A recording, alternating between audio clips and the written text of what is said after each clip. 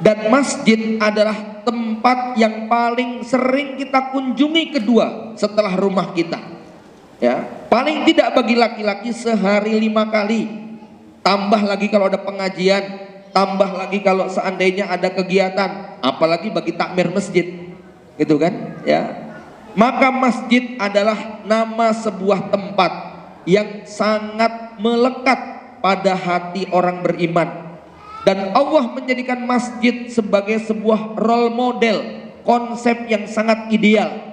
Dan ternyata ibadah yang ada di dalam masjid ini juga menjadi pelajaran yang sangat berharga.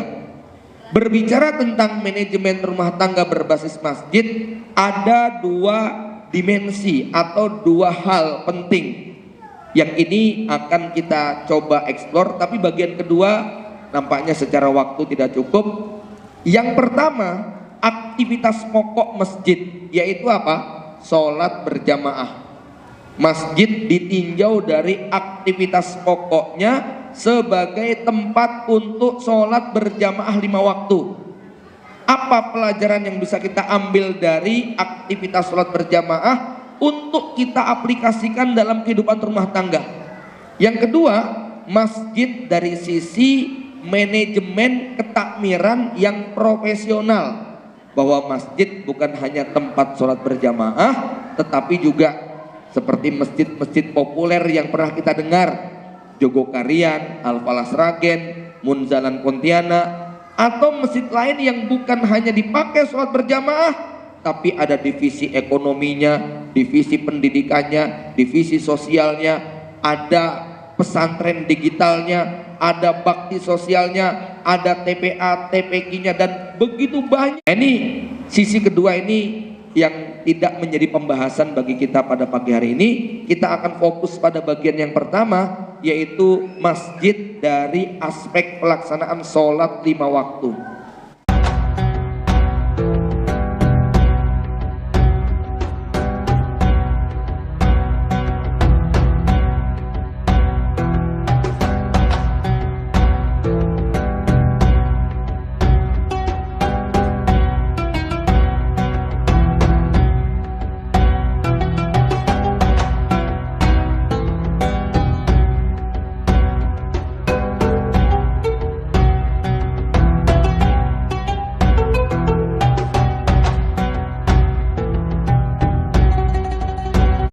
Assalamualaikum warahmatullahi wabarakatuh. Innal hamdalillahi nahmaduhu wa nasta'inuhu wa nastahdihi wa natubu ilaih wa na'udzu billahi min syururi anfusina wa sayyiati a'malina may yahdihillahu fahuwal muhtadi wa may yudlil falan tajida lahu waliyyan mursyida. Asyhadu an la ilaha illallah wahdahu la syarikalah wa asyhadu anna Muhammadan abduhu wa rasuluhu la nabiyya wa la rasula ba'dah. Allahumma salli ala Muhammadin wa ala ali Muhammad kama sallaita ala Ibrahim wa ala ali Ibrahim innaka Hamidum Majid.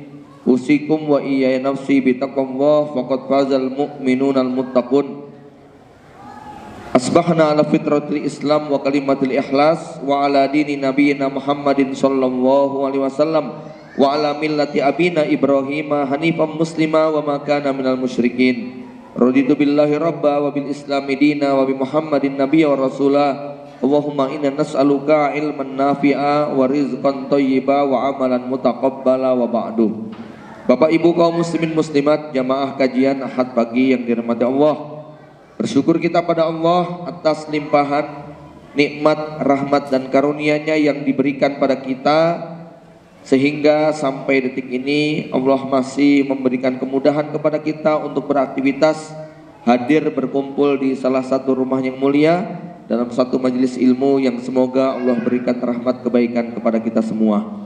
Salawat dan salam semoga terlimpah curahkan pada baginda Nabi Muhammad sallallahu alaihi wasallam, juga pada keluarga, kerabat, para sahabat dan kaum muslimin, para pengikutnya sampai hari kiamat. Mudah-mudahan kita termasuk yang mendapatkan janji syafaatnya di yaumul hisab. Jamaah rahimakumullah, tema kita pada pagi menjelang siang ini adalah membangun keluarga berbasis masjid. dari sekian tempat yang paling kita hafal untuk kita kunjungi, tidak ada satupun yang lebih sering untuk kita berkunjung atau kita jadikan destinasi melebihi daripada rumah kita. Ya, kita sepakat bahwa di muka bumi ini tempat yang paling sering untuk kita datangi adalah rumah kita. Ibu-ibu tadi sebelum berangkat dari mana, Bu? Dari rumah. Nanti pulang selesai pengajian akan balik ke rumah. Bapak-bapak berangkat kerja baliknya ke rumah. Jalan-jalan baliknya ke rumah. Berangkat ke kantor baliknya ke rumah. Apapun aktivitas kita, sampai yang paling istimewa ibadah haji dan umroh ke tanah suci pun pada akhirnya akan kangen untuk pulang lagi ke rumah. Sehingga rumah merupakan sebuah tempat yang paling banyak kita menghabiskan waktu di sana. Kalau kemudian di dalamnya adalah lebih berisi kepada kebahagiaan, kedamaian dan ketentraman, maka sebagian besar hidup kita memang berisi kebahagiaan, kedamaian tadi.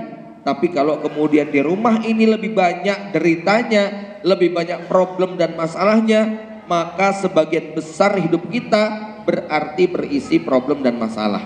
Nah, dari sekian juta, puluh juta, ratus juta, bahkan miliar model keluarga atau rumah tangga, ini kalau kita ringkas mungkin ada beberapa, ya. Ada model rumah tangga ring tinju. Terbayang seperti apa yang namanya oktagonal, kotak ring tinju yang dipakai orang untuk bertarung. Rumah tangga ring tinju filosofinya adalah rumah tangga yang tidak pernah sepi dari kekerasan. Semangatnya adalah untuk menjatuhkan lawan. Satu ronde selesai, berpindah kepada ronde berikutnya. Ya, maka ini tentu bukan rumah tangga yang ideal. Rumah tangga ring tinju semangatnya untuk mencari kemenangan. Kita pengen kita menang, dia kalah. Kita pengen kita benar, dia salah. Padahal kalau kita sudah sekian tahun menjalani rumah tangga, kita bisa memahami dan bisa merasakan terlalu banyak hal-hal yang kita nggak penting merasa benar ataupun harus menang, ya. Karena memang banyak sekali perkara-perkara dalam rumah tangga itu nggak penting benar salah menang kalah. Yang lebih penting adalah bagaimana agar air matanya tidak tumpah, agar hatinya tidak gundah, dan agar senyumnya tetap merekah, ketimbang ngurusi benar salah dan menang kalah. Ya, apa maknanya bagi bapak-bapak bisa menunjukkan bahwa dia benar dan istri salah kalau kemudian habis itu nggak dimasakin dan dikunci pintu rumah? Ya toh, ya sudahlah, berdamai itu lebih penting daripada urusan benar salah menang kalah. Yang kedua, rumah tangga pasar. Rumah tangga pasar ini ada dua filosofinya. Pertama, pasar itu identik dengan keributan, kegaduhan, kebisingan. Ya, kita lihat yang namanya di pasar, mesti nggak ada kemudian kok sepi, sunyi, senyap. Pasar itu identik dengan kebisingan. Rumah tangga pasar berarti memang rumah tangga yang penuh kegaduhan, penuh kebisingan. Ada teriakan-teriakan di sana, ya. Rumah tangga yang tidak pernah sunyi dari masalah. Tapi rumah tangga pasar itu juga identik dengan transaksional. Karena kita tahu bahwa pasar itu adalah tempat berkumpulnya penjual dan pembeli. Di situ ada transaksi. Rumah tangga pasar adalah rumah tangga yang memang terlalu banyak transaksional dan materialistik di dalamnya. Pada level yang cukup ekstrim, transaksional rumah tangga itu contohnya kalau ada seorang bapak yang punya anak gadis usia 20-an, lalu kemudian dilamar oleh seorang ikhwan. Si bapak mulai mengeluarkan jurusnya, "Mas, asal tahu aja ya, anak saya ini TK 2 tahun habis 20 juta, SD 6 tahun sudah keluar 50 juta, SMP SMA 6 tahun sudah habis 65 juta, kuliah S1-nya 75 juta. terus kamu datang ngelamar maharnya 5 juta gitu ya. Ya, mikir. Nah, itu transaksional banget gitu ya. Tapi ada transaksional yang barangkali kita nggak merasa karena ini soft, halus banget, yaitu bapak ibu yang mengeluarkan biaya mendidik anak-anaknya, menyekolahkan mereka sampai dewasa dan bisa bekerja dengan harapan nanti gantian dong anak yang transfer tiap bulan, gantian anak yang rawat bapak ibunya kalau sudah tua renta. Tentu kita pengen anak kita soleh dan solehah, tentu kita ingin anak kita berbakti dan taat, tetapi meniatkan dari sejak awal bahwa pendidikan yang kita berikan supaya besok gantian, ini transaksional banget ya. Kita nggak menolak kalau anak kita karena baik hati, kelebihan harta lalu mentransfer uang kepada kita tiap bulan. Kaya-kayanya orang tua kalau dikirimi anak tetap senang. Gimana Bu?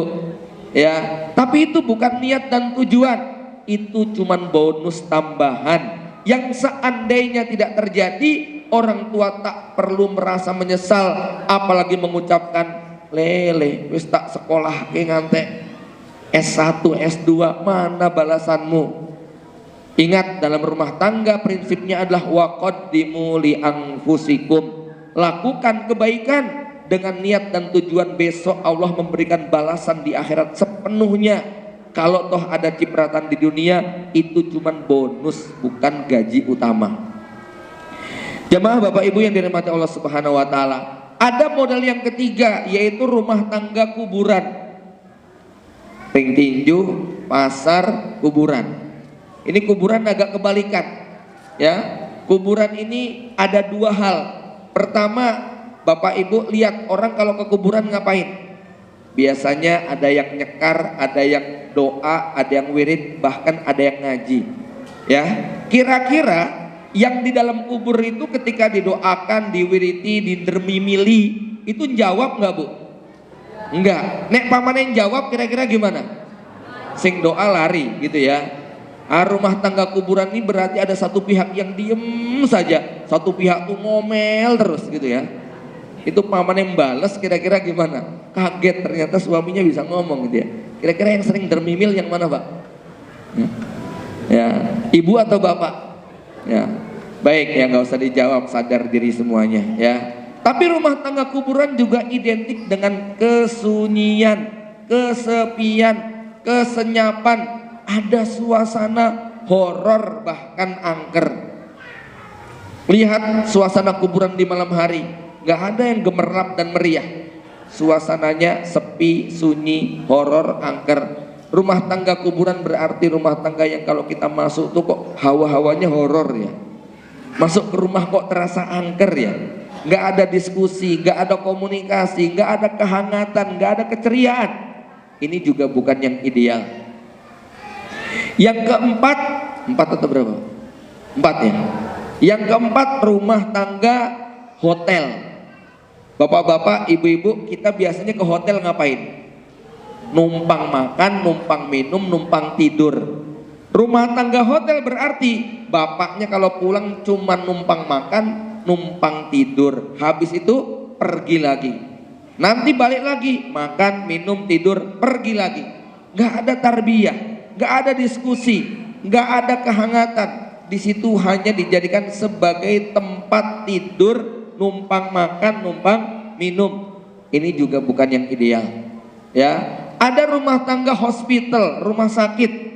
Ada yang jadi dokter, ada yang jadi pasien, ada yang jadi perawat, ada yang dirawat.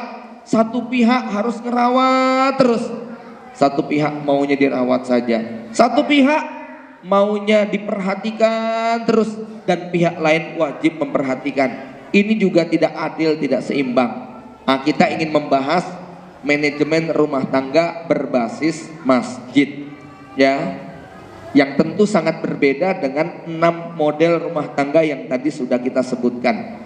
Bapak Ibu yang dirahmati Allah Subhanahu wa taala, sebetulnya ada satu lagi, tapi ini pembahasannya butuh 1 jam sendiri, yaitu rumah tangga berbasis madrasah. Ini juga cukup ideal. Mudah-mudahan lain waktu dan kesempatan kita bisa berdiskusi tentang seperti apa rumah tangga berbasis madrasah. Dan pagi ini kita akan secara khusus berbicara tentang rumah tangga berbasis masjid.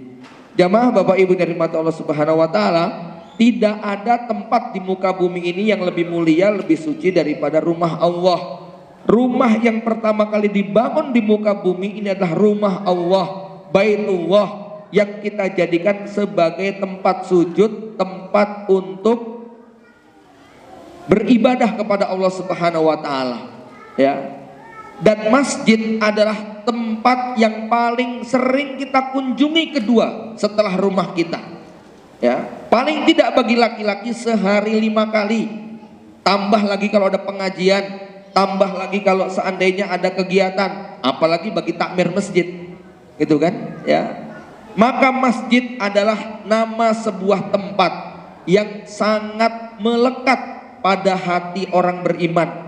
Dan Allah menjadikan masjid sebagai sebuah role model, konsep yang sangat ideal. Dan ternyata ibadah yang ada di dalam masjid ini juga menjadi pelajaran yang sangat berharga. Berbicara tentang manajemen rumah tangga berbasis masjid, ada 2 dimensi atau 2 hal penting yang ini akan kita coba eksplor, tapi bagian kedua nampaknya secara waktu tidak cukup. Yang pertama, aktivitas pokok masjid, yaitu apa?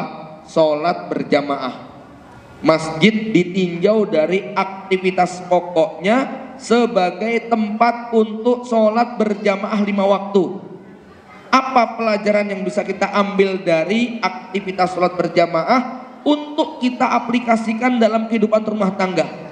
Yang kedua, masjid dari sisi manajemen ketakmiran yang profesional, bahwa masjid bukan hanya tempat sholat berjamaah, tetapi juga seperti masjid-masjid populer yang pernah kita dengar, Jogokarian, Al-Falah Sragen, Munzalan Pontianak, atau masjid lain yang bukan hanya dipakai sholat berjamaah, tapi ada divisi ekonominya, divisi pendidikannya, divisi sosialnya, ada pesantren digitalnya, ada bakti sosialnya, ada TPA, TPQ-nya, dan begitu banyak. Masjid kok kayak sebuah negara gitu ya. Nah ini sisi kedua ini yang tidak menjadi pembahasan bagi kita pada pagi hari ini. Kita akan fokus pada bagian yang pertama, yaitu masjid dari aspek pelaksanaan sholat 5 waktu. Jamaah yang dirahmati Allah Subhanahu wa taala, kita tahu bahwa ibadah-ibadah lain selain dari yang 5 waktu, Allah memberikan pesan ataupun perintah secara normatif atau standar.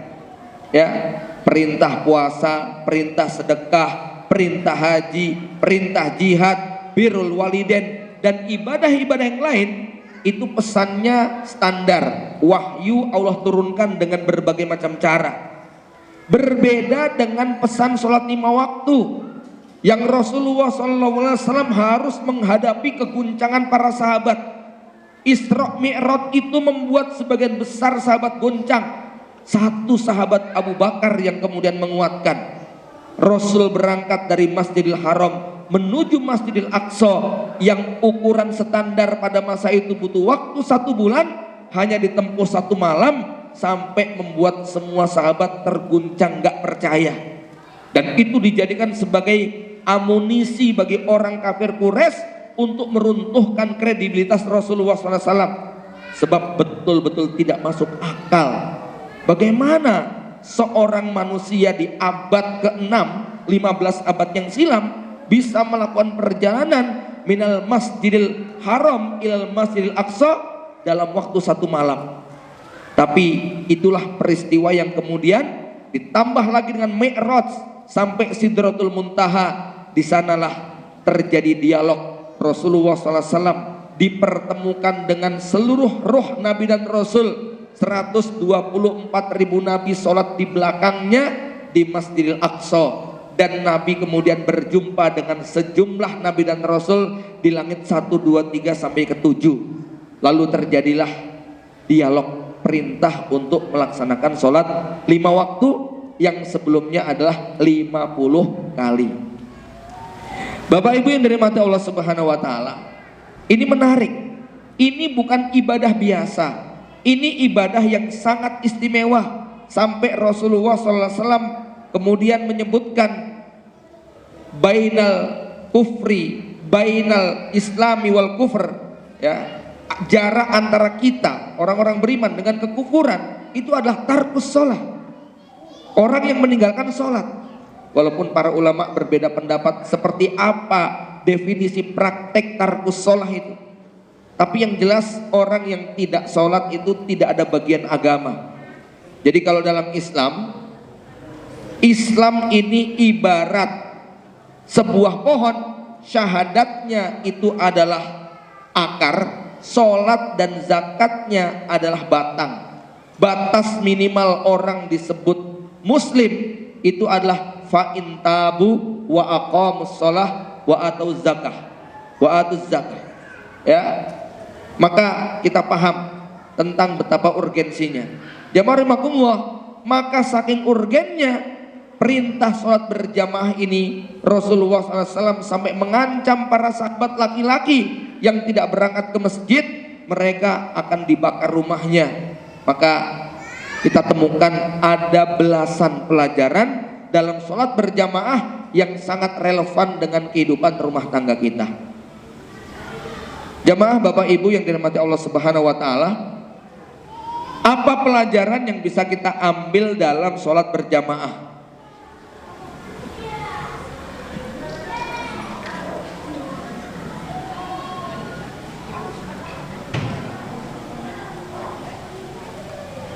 Yang pertama, dalam sholat berjamaah harus ada imam dan ada makmum.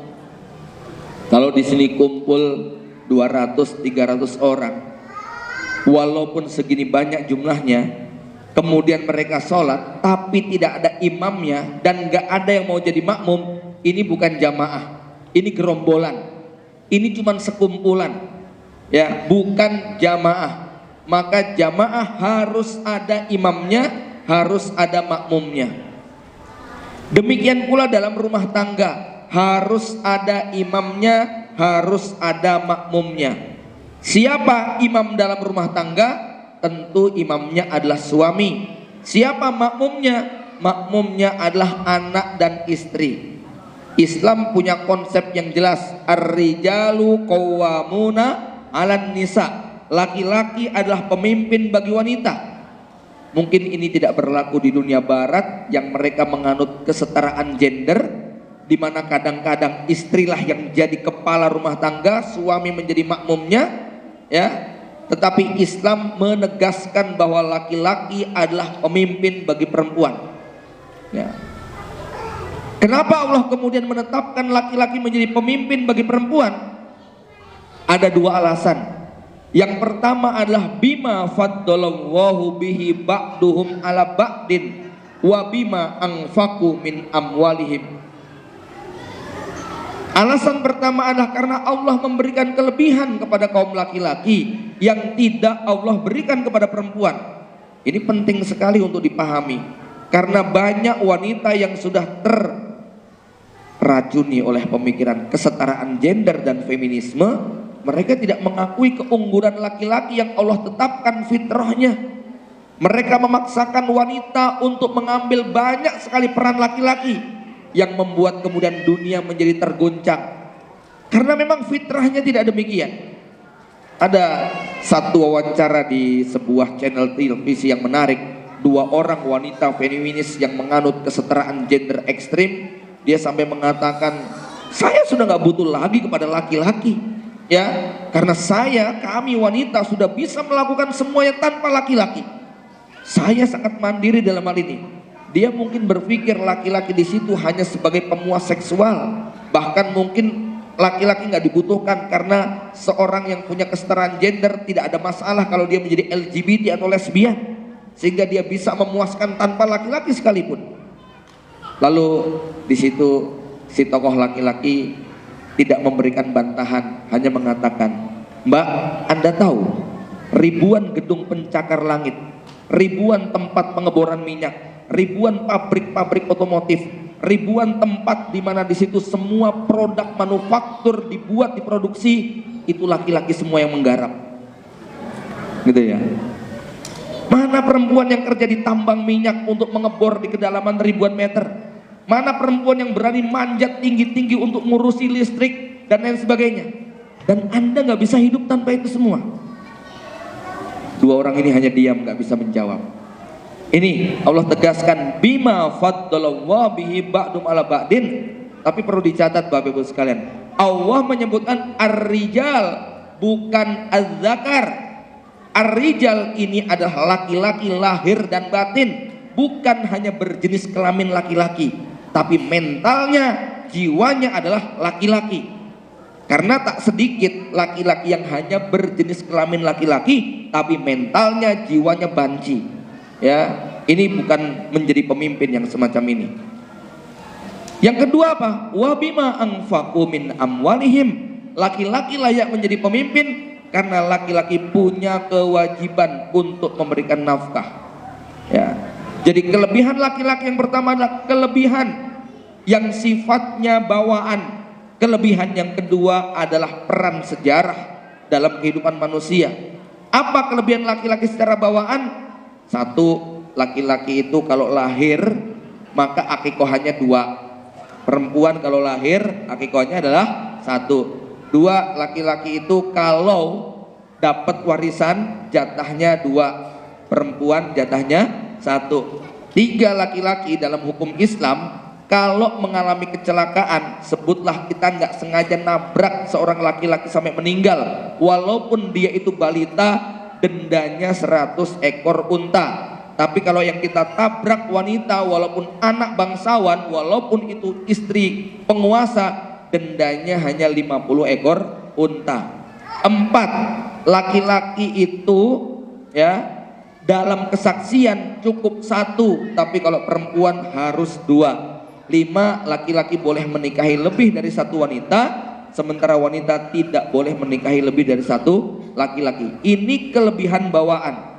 Kelebihan yang sifatnya sejarah dan peran nyata, kita lihat 124.000 nabi yang diutus, tidak ada satupun yang perempuan, semuanya laki-laki.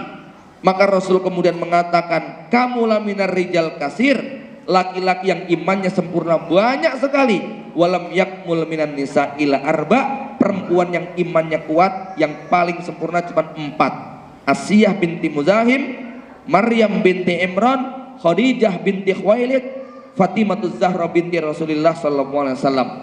Laki-laki miliaran yang sempurna imannya, perempuan cuma 4. Jadi ibu-ibu di sini nggak ada yang imannya sempurna nih, Bu. Udah nggak sisa gitu loh, Bu. Kalau laki-laki insya Allah mereka kalau memikul beban bisa sempurna imannya. Ya. Jadi ada 2 alasan kenapa laki-laki menjadi pimpinan bagi perempuan. 1, karena kelebihan. 2, laki-laki punya kewajiban untuk memberi nafkah. Terkait nomor 2 ini, maka bapak-bapak harus berhitung. Allah mengangkat Anda menjadi pemimpin bukan karena ketampanan wajah, bukan karena kemerduan suara, bukan karena perut six pack, dada bidang, muka glowing dan sebagainya, tapi karena Anda dituntut untuk menafkahi lahir batin secara cukup kepada istri dan anak. Ya, ini pesan pertama dalam sholat berjamaah, harus ada imam dan ada makmum. Ya, pelajaran kedua dalam sholat berjamaah, Rasulullah Shallallahu Alaihi Wasallam bersabda, innama ju'ilal imam liyutamma bihi.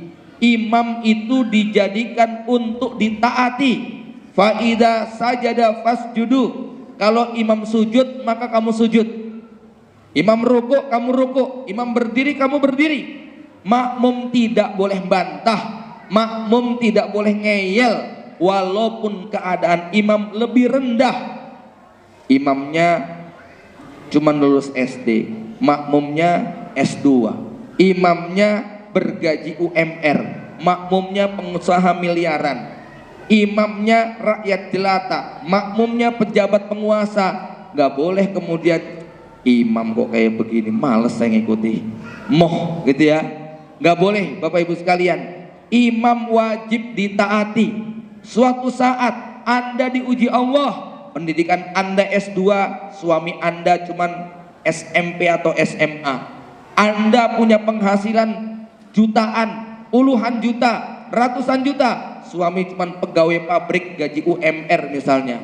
Anda anak ningrat, anak pejabat, suami mungkin cuma rakyat biasa, tetap begitu sudah akad Anda milik suami. Di luar, di pasar Anda boleh jadi bos, di pabrik Anda boleh jadi pimpinan, tetapi begitu sampai ke rumah sami'na wa atokna kepada suami. Ini penting prinsip ini, ya. Siapa contoh yang paling ideal? Contoh yang paling ideal adalah Rasulullah Shallallahu Alaihi Wasallam. Ketika menikah dengan ibunda Khadijatul Kubra, secara usia Khadijah lebih tua, secara harta Khadijah lebih kaya, secara pengalaman berumah tangga Khadijah sudah janda. Rasulullah masih bujangan, belum tahu apa itu rumah tangga. Tapi begitu menikah dengan ibunda Khadijatul Kubra, tidak pernah sekalipun ibunda Khadijah membantah Rasulullah SAW, baik dalam kapasitas sebagai seorang suami, lebih-lebih ketika 10 tahun kemudian menjadi nabi, 15 tahun kemudian ya, karena dinikahi umur 25, mendapat wahyu umur 40. Jadi ini ibunda Khadijah lebih dari segala-galanya, usianya lebih tua, pengalamannya lebih luar biasa, hartanya jauh lebih kaya. Tapi begitu menikahi Rasulullah SAW, maka beliau mendapatkan sebuah karunia yang luar biasa, yaitu ketaatan kepada sang suami. Ini prinsip penting yang kedua terkait dalam sholat berjamaah. Maka Rasulullah SAW memberikan kabar gembira kepada wanita yang mendapatkan nikmat taat kepada suaminya. Apa kata Nabi SAW? Idza shallatil mar'atu khamsaha wa shamat ramadana wa hafidhat farjaha wa ata'at zaujaha qila laha udkhulil jannata min ayyi abwab.